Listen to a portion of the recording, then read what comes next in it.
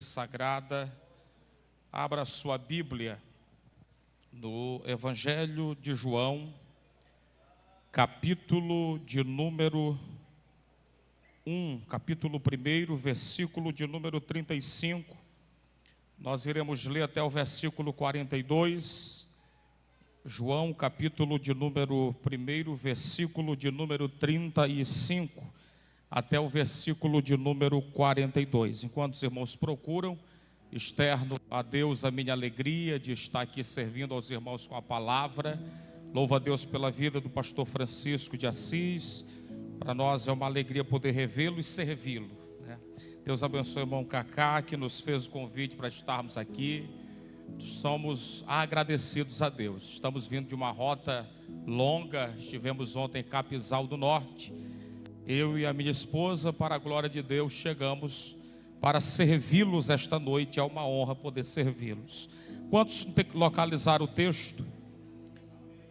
João, capítulo de número 1, versículo 35, diz assim: No dia seguinte, João estava outra vez e dois dos seus discípulos, e vendo por ali andar a Jesus, disse: Eis aqui o Cordeiro de Deus. E os dois discípulos ouviram-no dizer isto, e seguiram a Jesus. E Jesus, voltando-se e vendo que eles o seguiam, disse-lhes: Que buscais? E eles disseram: Rabi, que traduzido quer dizer mestre, onde moras? E ele lhes disse: Vinde e vede. Foram e viram onde morava.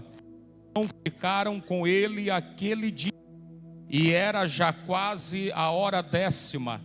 Era André, irmão de Simão Pedro, um dos dois que ouviram aquilo de João e o haviam seguido. Este achou primeiro a seu irmão Simão e disse-lhe: Já achamos o Messias, que traduzido é o Cristo, e levou-o a Jesus. E olhando Jesus para ele, disse: Tu és Simão, filho de Jonas, tu serás chamado Pedro. Glória a Deus. Pode assentar, dando glória ao nome do Senhor Jesus Cristo. Deus abençoe todos os obreiros que estão aqui. Queridos irmãos, sem demora, eu quero me apropriar do tempo que me é dado para trazer-lhes uma palavra da parte de Deus. Nós acabamos de fazer uso de um texto localizado no Evangelho de João, capítulo de número 1.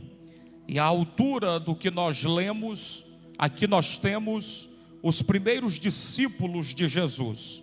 O texto, enfaticamente, ele nos mostra uma cena que destaca a importância do testemunho e da revelação de Jesus como o Messias. Quando nós olhamos para os evangelhos, nós entendemos que cada evangelho tem sua proposta, tem o seu público. Quando nós entendemos que Mateus tem um público judeu, nós logo descobrimos que ele apresenta Jesus como o rei dos judeus. Quando nós olhamos para Marcos, por sua vez, escrevendo aos romanos, ele tem a representatividade de Cristo como o servo sofredor, aquele que não veio para ser servido, mas para servir. A perspectiva de Isaías, capítulo 53, o homem de dores. Lucas, por sua vez, trata o Cristo como o homem perfeito e trabalha uma genealogia extraordinária. João é bem mais abrangente, e ele traz-nos a pessoa de Cristo como de fato sendo Deus. É por isso que, sem cerimônias e introduções, João apresenta: no princípio era o verbo, e o verbo era Deus. Agora, nós estamos neste evangelho abrangente, e nós temos aqui a chamada dos primeiros discípulos de Jesus. Mas muito mais do que a chamada, nós temos a revelação do Messias, que é trabalhada em toda a perspectiva joanina. Quando nós olhamos o versículo de número 35, há uma palavra que se repete pelo menos 3 vezes neste capítulo, que é no dia seguinte.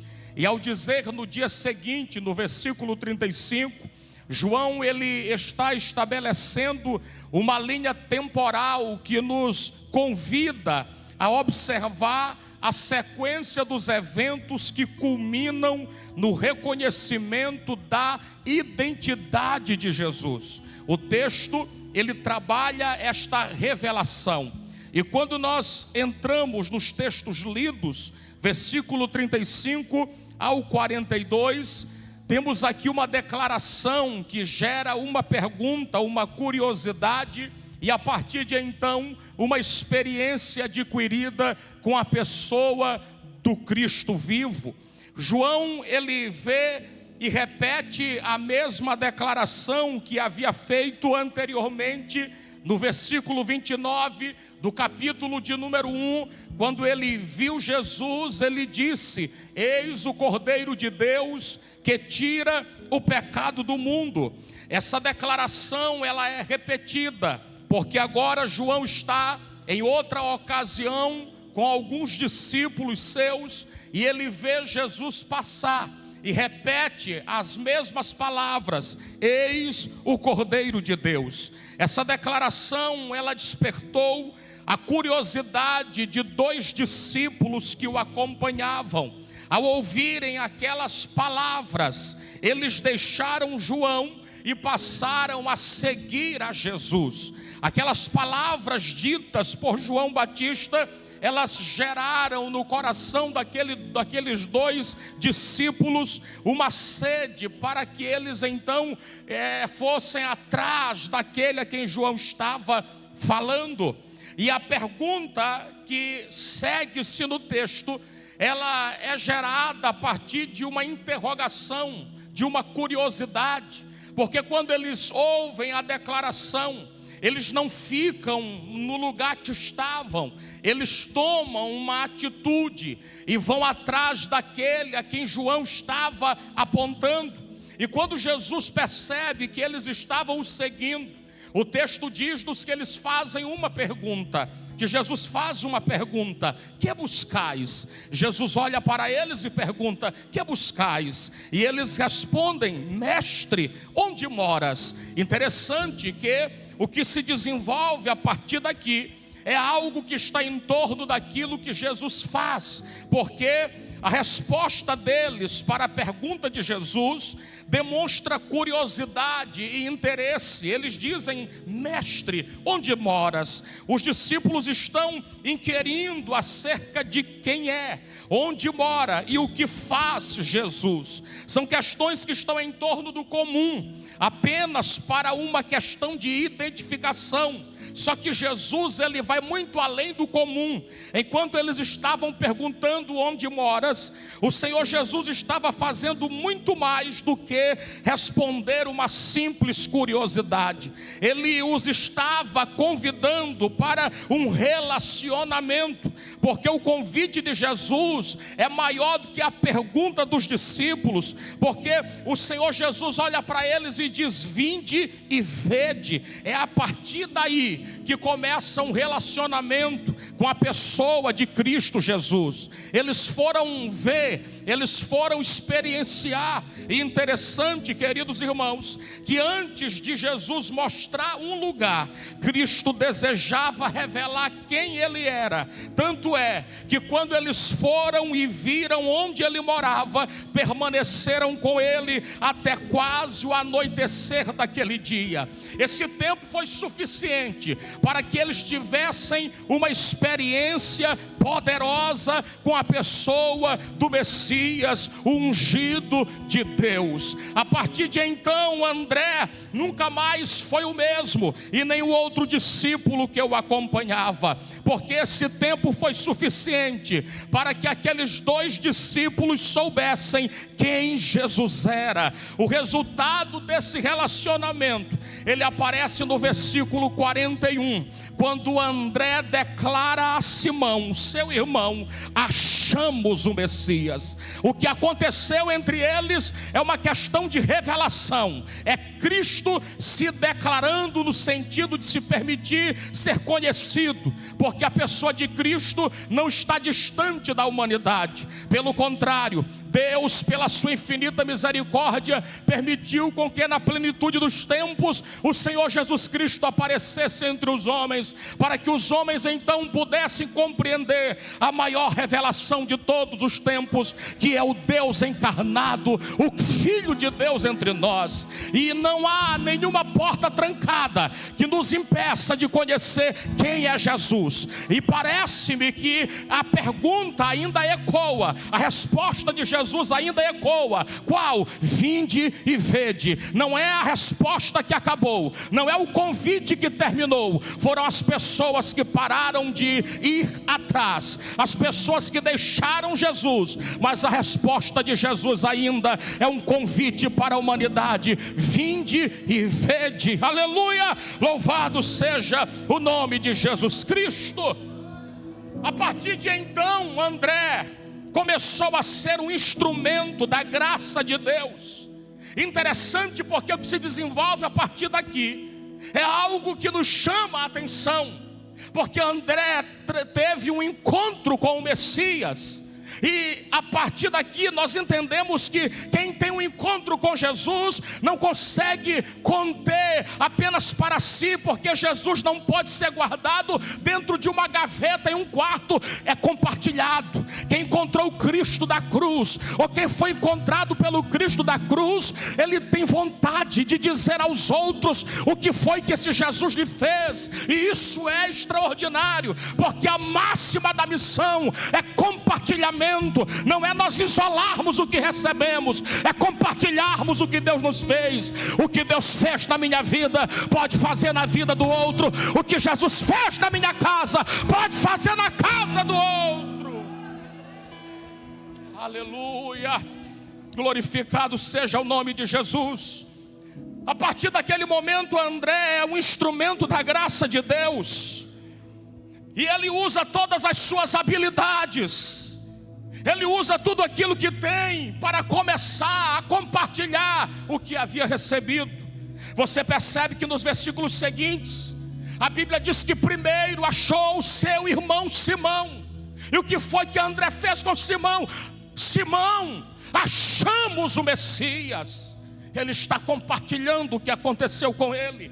Ele dedicou todos os seus esforços inicialmente, não a 30 pessoas, não a uma multidão. Ele iniciou envolvendo todas as suas forças, toda a sua habilidade em uma única alma. Depois ele ganhou outras almas, mas inicialmente André está aqui priorizando uma alma. E o que é uma alma? Uma alma não pode ser desvalorizada apenas por ser uma. Há um valor eterno, há um valor que envolve a pessoa de Jesus. Uma alma, uma vida, aleluia. Ele dedica todos os seus esforços inicialmente a um só homem.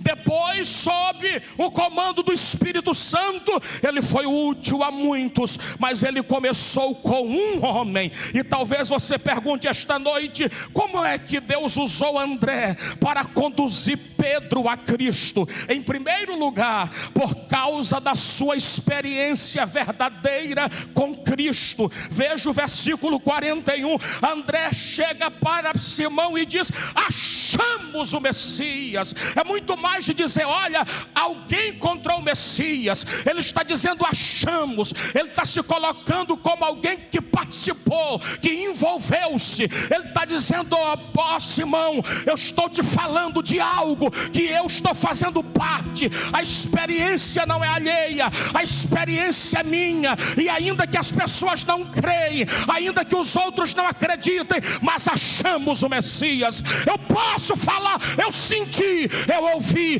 eu sei quem ele é. A experiência com o Evangelho.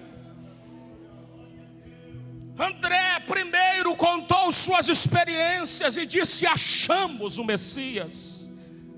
E nós precisamos contar aos outros o que já experimentamos de Cristo. André fez isso de uma forma inteligente, explicando a Pedro o que havia encontrado. Ele não disse: olha Pedro, olha Simão, acharam alguém e estão dizendo que ele é o Messias. André está compartilhando a experiência verdadeira com Cristo, porque quem é encontrado por Cristo tem experiências com o Evangelho. Ele tem algo a falar acerca daquilo que Jesus lhe fez. Ele tem algo a falar acerca daquilo que Jesus lhe falou. Ele é marcado pelas experiências do Evangelho. Ele pode abrir a boca e dizer: eu tive que renunciar a algumas coisas por causa do Evangelho. Sempre alguém tem algo a dizer quando é achado pelo Evangelho. Sempre alguém tem algo a falar quando é envolvido no Evangelho. Evangelho não é entretenimento. Evangelho não funciona como cinema, que a gente senta na cadeira com a nossa pipoca na mão, assistindo o espetáculo da cruz. Evangelho não é para alguém que cruza os braços e fica admirando. Evangelho é envolvimento. Evangelho é relacionamento. Evangelho é Jesus na minha vida e eu agora com Cristo. Evangelho significa que eu não estou mais só. Evangelho significa que a minha vida mudou. Evangelho quer dizer que agora eu não ando mais alheio. Eu tenho uma direção. Eu fui encontrado. O sangue de Jesus me lavou. O sangue de Jesus me lavou. Ele me achou. Eu estou inserido numa obra que tem valor de eternidade. O mundo já não é mais encantador. O mundo já não é mais prazeroso, porque algo maior já me chama a atenção. Eu estou cativado pelo Cristo da cruz. Evangelho é nós olharmos para aquele que é autor e consumador da nossa fé até o fim. Quantos aqui já estão inseridos neste Evangelho? Você pode glorificar o nome de Jesus?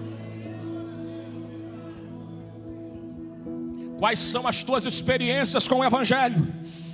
André não disse que havia encontrado alguém que o havia impressionado, mas que ele não sabia quem era. Olha, Simão, encontrar alguém, não sei quem é, não.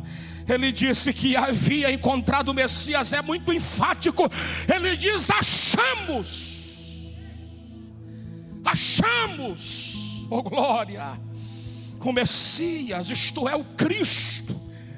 Quem fala do Evangelho do lado de dentro, ele fala com propriedade, porque ele não está falando de algo alheio à sua vida. Ele está falando daquilo que o cativou, que o arrancou das trevas para a maravilhosa luz. E como é que alguém conta sobre algo que o foi benéfico?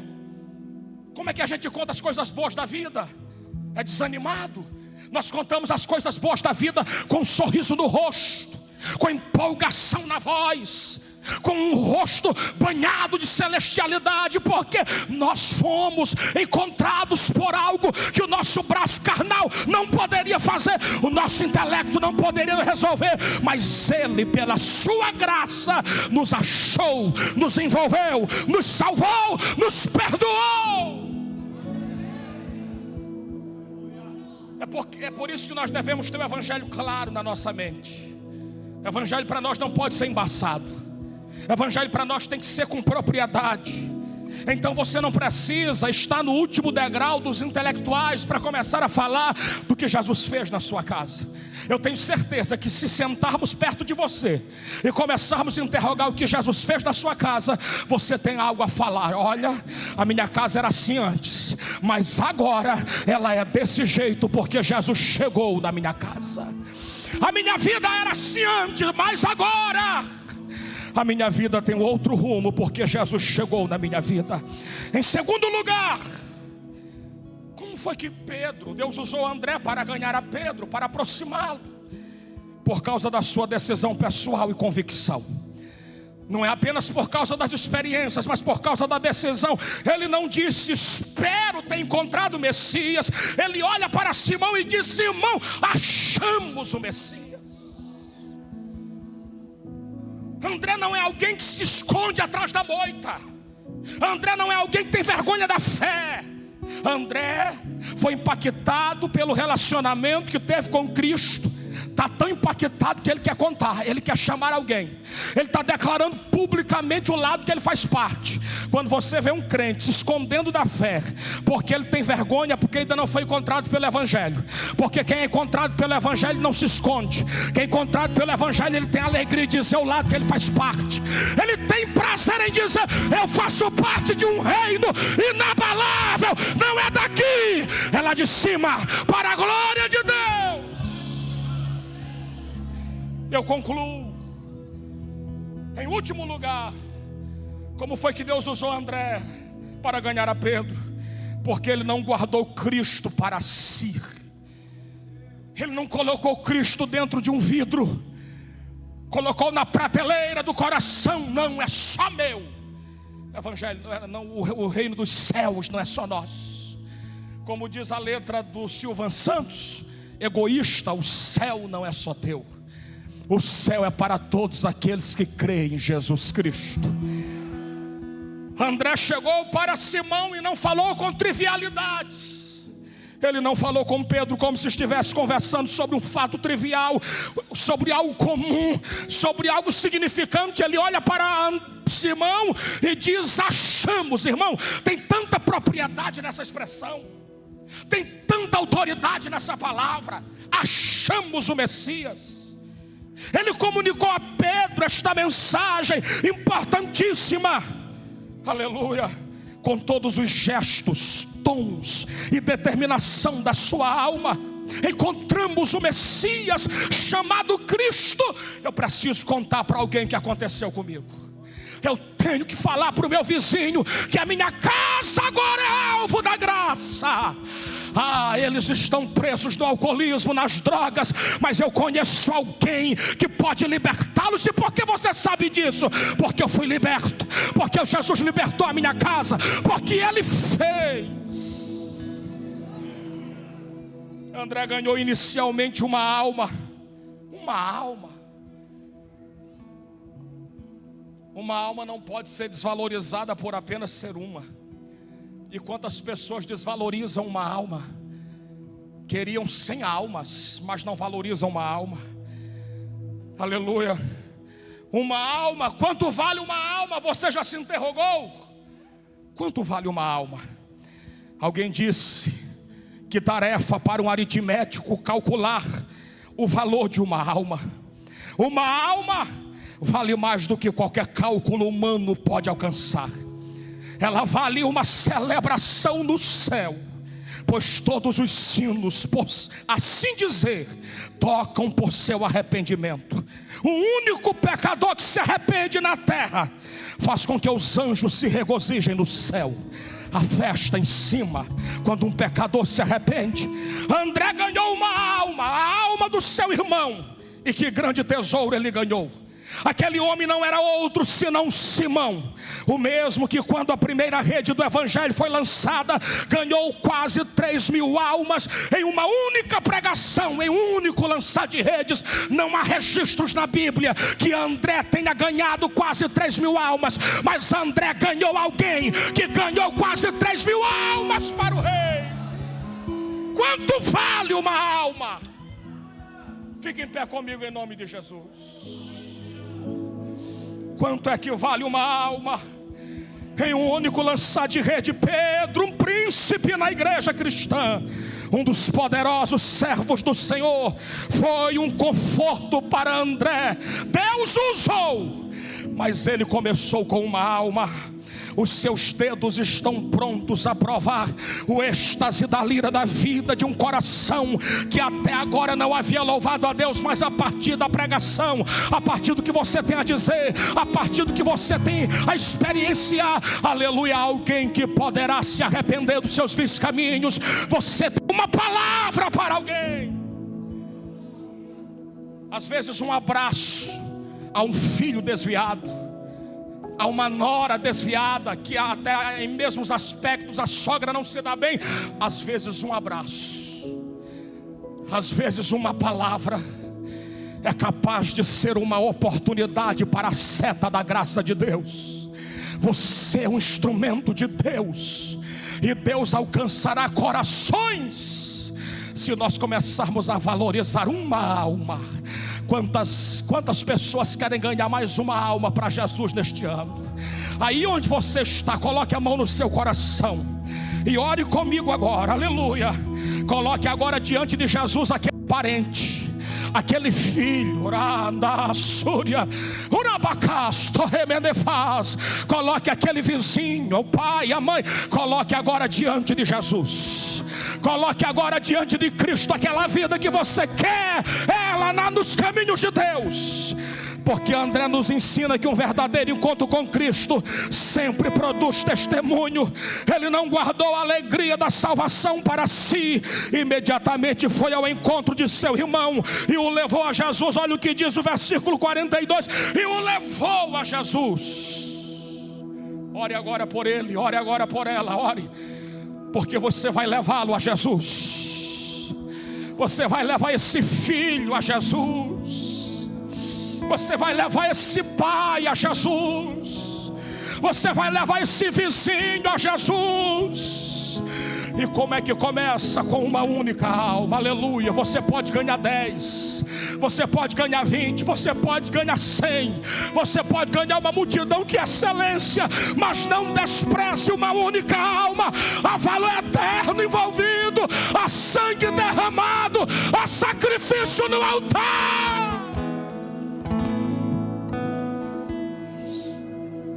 Ore, ore, ore, ore.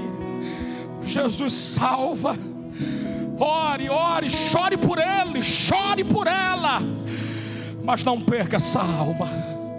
Ela é valiosa demais para Jesus. Aleluia, é tão valiosa que o preço foi preço de sangue. Ah, querido irmão, o sangue de Jesus tem poder. O evangelho tem poder para vencer as barreiras estabelecidas pelo alcoolismo e pelas drogas, ou por qualquer outra dificuldade.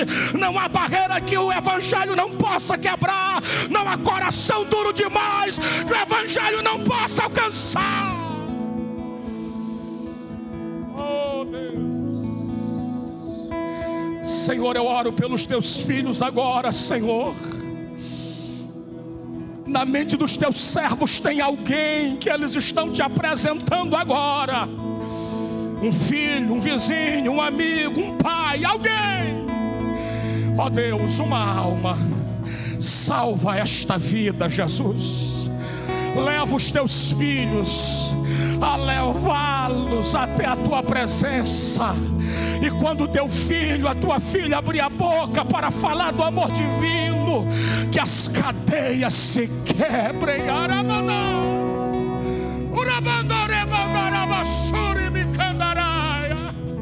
Que as correntes se rompam, que a dureza venha cair por terra, que os poderes controladores das trevas recuem, e que ele encontre a verdadeira salvação em ti, Senhor.